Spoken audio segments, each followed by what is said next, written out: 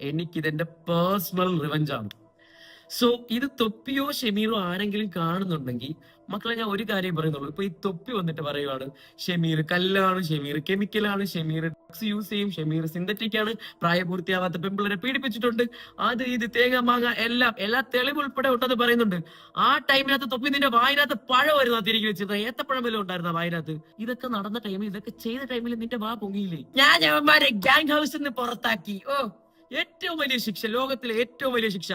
ഒരുത്തൻ, മമ്മു എന്ന് പറയുന്ന ഒരുത്തൻ ഒരു ഇന്റർവ്യൂ ഇരുന്നിട്ട് പറയണ പണ്ട് കൊച്ചിലെ ചേച്ചിമാര് കുളിക്കുന്ന കുളിസിയും പോയി കാണും, അവൻ മാത്രമല്ല അവന്റെ കൂട്ടുകാരെ പോയി കാണിച്ചു കൊടുക്കും എന്ന് പറഞ്ഞു. അങ്ങനെയുള്ളവര് കൊടുത്ത ശിക്ഷ എന്ന് വെച്ചാ ഗ്യാങ് ഹൗസിൽ നിന്ന് ഞാൻ പുറത്തു വിടട്ടെ. ഇതൊക്കെയാണോ നിന്റെ ശിക്ഷ? ഇതൊക്കെയാണോ നീ ചെയ്തത്? ഇതൊക്കെയാണോ വേണ്ടത്? ഇപ്പൊ നീ തെളിവ് കാണിക്കുന്നു. തെളിവ് കാണിക്കുമ്പോ കാണിക്കേണ്ട രീതിയിൽ, കാണിക്കേണ്ട പ്ലാറ്റ്ഫോമിൽ കാണിക്കണ്ടേ? എത്ര പേരാണ് വാച്ച് ചെയ്യുന്നത്? എത്ര കൊച്ചുകുട്ടികളാണ് നിന്നെ കണ്ട് അനുകരിക്കാൻ നോക്കുന്നത്?